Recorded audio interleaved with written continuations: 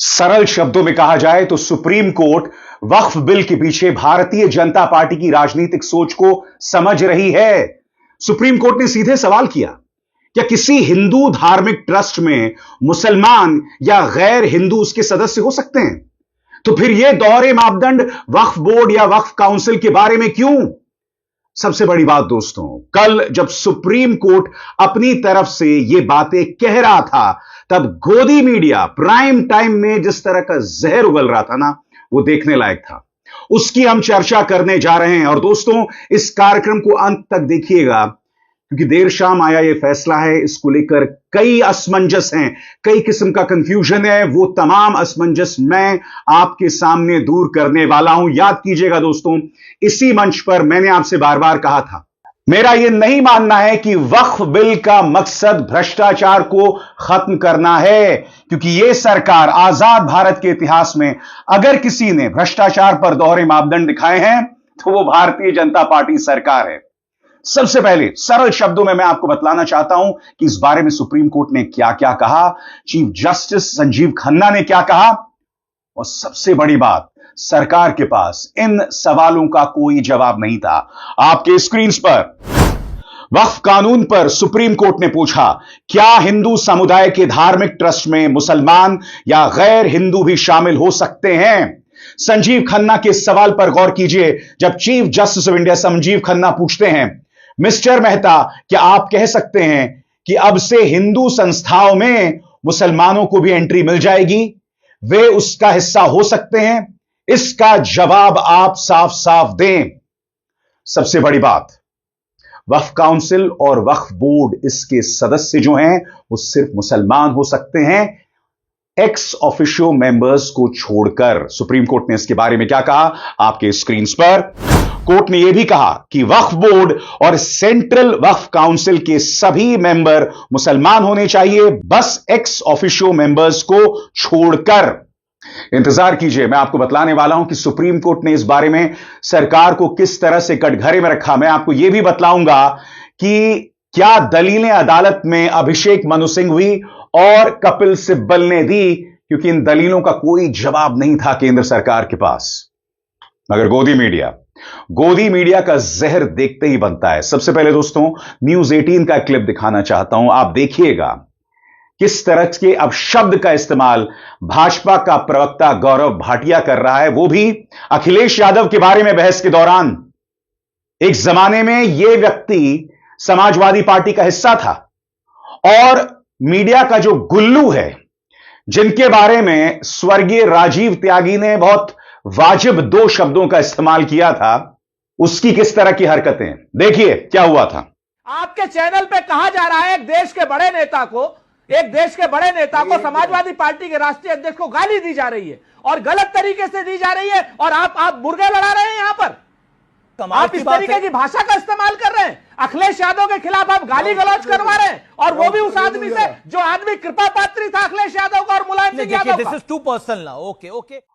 और बात वहां नहीं रुकी दोस्तों। न्यूज 24 के डिबेट में असीम वकार विपक्ष की तरफ से, और यहां पर भारतीय जनता पार्टी के एक विवादित प्रवक्ता हैं अजय आलोक, जो बहुत ही अनर्गल बोलते हैं प्राइम टाइम में। अजय आलोक ने एक दावा किया, और उसमें उन्होंने यह दावा किया कि असदुद्दीन ओवैसी के पास कई मॉल्स हैं, कई जमीनें हैं। तो यहां पर असीम वकार ने कहा, आप यह दावा कीजिए, कम से कम 3 मॉल्स के नाम लीजिए, वरना आप असली बाप की औलाद नहीं है। मैं स्पष्ट कर दूं, इस भाषा से मैं इत्तेफाक नहीं रखता हूं, मगर क्या भाजपा के पास पूरा अधिकार है कि वो विपक्ष के नेताओं के बारे में झूठ, अनर्गल, वाहियात बातें करते रहें?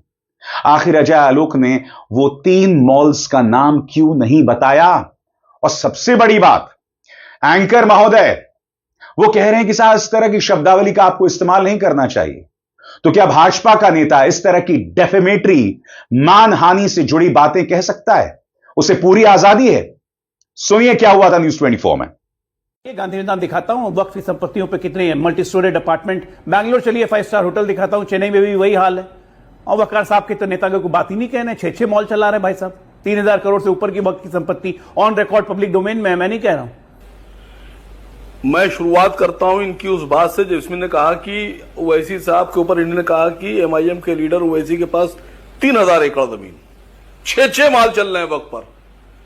3,000 करोड़, 3,000 असल औलाद हैं, सुनिए, अगर आप असल औलाद हैं तो आपने कहा 6 माल चल रहे हैं, आप 3 के नाम बताइए कौन से मॉल हैं।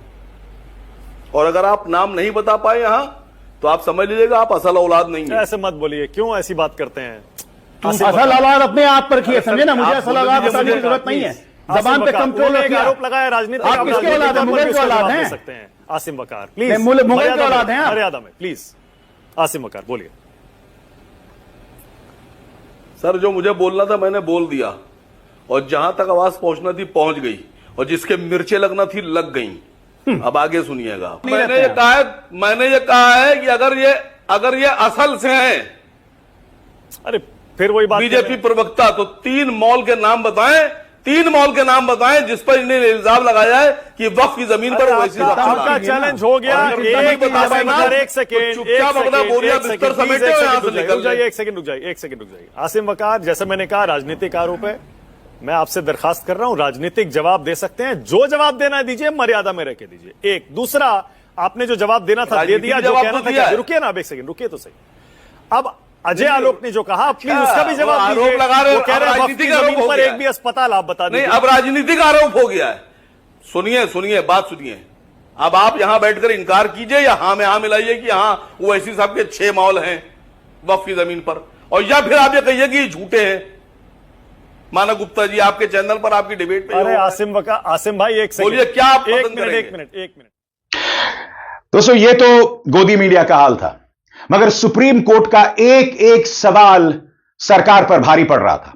और आगे बढ़ने से पहले एक जरूरी संदेश, मेरे कार्यक्रमों के लिए आप नोटिफिकेशन का इंतजार मत कीजिए, मेरे चैनल में जाइए और खुद जाकर कार्यक्रम देखिए और रहिए अपडेटेड। और हां, ज्वाइन कीजिए मेरा चैनल, देखिए यह जरूरी संदेश। स्वतंत्र और आजाद पत्रकारिता का समर्थन कीजिए, सच में मेरा साथी बनिए। बहुत आसान है दोस्तों, इस ज्वाइन बटन को दबाइए और आपके सामने आएंगे ये 3 विकल्प, इनमें से एक चुनिए और सच के इस सफर में मेरा साथी बनिए। सुप्रीम कोर्ट ने क्या बातें कही, इस पर गौर करना चाहिए दोस्तों आपको। और मैं आपके सामने ये बातें क्यों रख रहा हूं दोस्तों, क्योंकि जैसे मैंने बताया, देर शाम ये फैसला आता है, जितने भी कार्यक्रम सामने उभर कर आए वो आप तक सिर्फ सतही तस्वीर पहुंचा रहे हैं। मैं आपके सामने पूरे डिटेल के साथ ये मामला रख रहा हूं आपकी स्क्रीन पर। क्या कहा सुप्रीम कोर्ट ने? मुख्य न्यायाधीश जस्टिस संजीव खन्ना की पीठ ने कहा कि वो इस मामले में कुछ अंतरिम आदेश पारित करने पर विचार कर रहे हैं। पहला यह कि अदालत ने जो भी संपत्तियां वक्फ घोषित की हैं उन्हें डी नोटिफाई नहीं किया जाएगा। उस प्रावधान पर भी रोक लगाने का विचार है जिसमें कहा गया है कि अगर किसी संपत्ति के सरकारी संपत्ति होने पर विवाद है तो जब तक नामित अधिकारी विवाद का फैसला नहीं कर लेता तब तक उसे वक्फ संपत्ति नहीं माना जा सकता। कोर्ट उस प्रावधान पर भी रोक लगाने पर विचार कर रहा है जिसमें कहा गया है कि वक्फ काउंसिल और वक्फ बोर्ड में 2 सदस्य गैर मुस्लिम होने चाहिए। मैं आपको बतलाना चाहता हूं दोस्तों, ये वो तमाम चेहरे हैं जो इस मामले में याचिका करता है। AIMIM सांसद Asaduddin Owaisi, association for protection of civil rights, Samastha Kerala Jamiat Ulema, TMC की सांसद महुआ मोइत्रा और आरजेडी के नेता मनोज झा। अदालत जैसे ही ये सख्त टिप्पणियां करता है तो मैं आपको बतलाना चाहता हूं महुआ मोइत्रा क्या कहती हैं आपकी स्क्रीन पर। पश्चिम बंगाल की कृष्णा नगर सीट से टीएमसी सांसद महुआ मोइत्रा ने सुनवाई के बाद प्रतिक्रिया दी। उन्होंने सोशल मीडिया प्लेटफॉर्म एक्स पर कहा, मुझे बहुत खुशी है कि सुप्रीम कोर्ट ने आज वक्फ कानून के 3 बहुत ही गंभीर पहलुओं पर रोक लगाने का प्रस्ताव रखा और सरकार से कुछ कठिन सवाल पूछे। महुआ मोइत्रा ने कहा, मुझे इस बात की उम्मीद है कि कल मेरी याचिका पर पूरा अमल किया जाएगा। तृणमूल कांग्रेस संविधान को कायम रखने के लिए प्रतिबद्ध है। और जैसे मैंने बताया दोस्तों, याचिकाकर्ताओं की तरफ से ये 3 चेहरे थे, कपिल सिब्बल, अभिषेक मनु सिंघवी और राजीव धवन। कपिल सिब्बल ने बुनियादी अधिकारों की बात की, ऐसे सवाल उठाए जिनके जवाब इस सरकार के पास नहीं थे।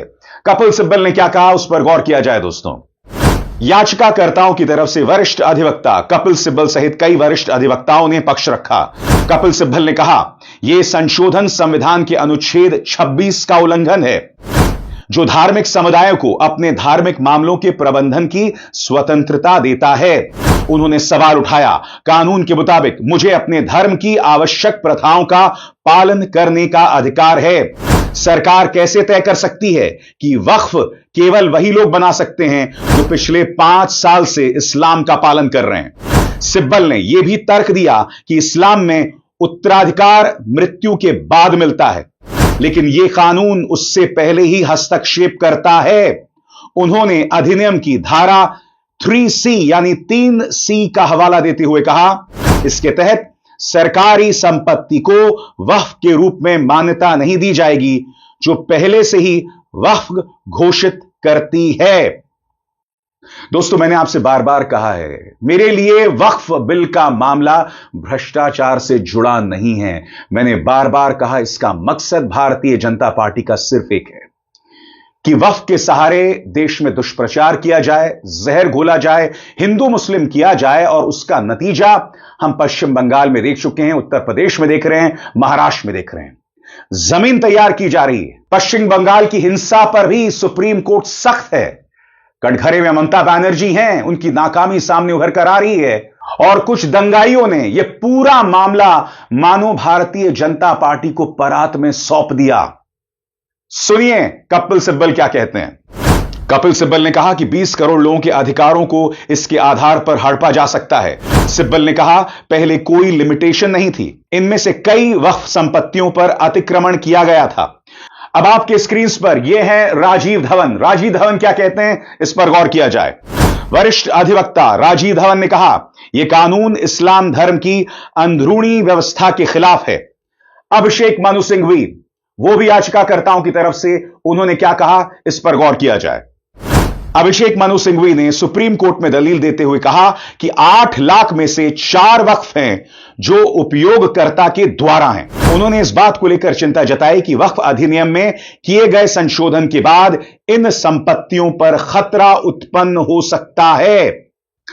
दोस्तों, केंद्र सरकार की तरफ से पेश हुए सॉलिसिटर जनरल तुषार मेहता, उन्होंने सरकार की तरफ से क्या पक्ष रखा है, इस पर भी गौर किया जाए। केंद्र सरकार की तरफ से पेश हुए सॉलिसिटर जनरल तुषार मेहता ने इस कानून का बचाव किया। उन्होंने तर्क दिया कि इन सभी चिंताओं को संयुक्त संसदीय समिति के साथ संसद में हुई बहस के दौरान भी उठाया गया था, जिस पर केंद्र सरकार ने विचार किया था। और आप जानते हैं दोस्तों, तुषार मेहता का यह दावा सच से कितना दूर है, क्योंकि संयुक्त संसदीय समिति में विपक्ष ने जितने भी प्रस्ताव पेश किए, सही सुना आपने दोस्तों, विपक्ष ने जितने भी प्रस्ताव पेश किए, भारतीय जनता पार्टी सरकार ने एक भी प्रस्ताव को नहीं माना। इसीलिए तो संसद के अंदर बवाल हो रहा था। आखिर क्यों Tushar Mehta joint parliamentary committee का हवाला दे रहे हैं, जिससे पता चलता है कि संसद के अंदर इस मामले में जो तमाम गतिविधियां हुई हैं, विपक्ष आखिर क्यों उसे एक बहुत बड़ा छलावा मानता है। इस मुद्दे पर सुप्रीम कोर्ट का अंतिम फैसला आना है, और यकीनन दोस्तों, सुप्रीम कोर्ट ने जो ऑब्जर्वेशंस की हैं, उसने सरकार के लिए मुश्किलें पैदा कर दी हैं। वक्फ बिल के भविष्य पर एक बहुत बड़ा सवालिया निशान लगा दिया है। हमें इंतजार करना पड़ेगा। अविसार शर्मा को दीजिए इजाजत। नमस्कार।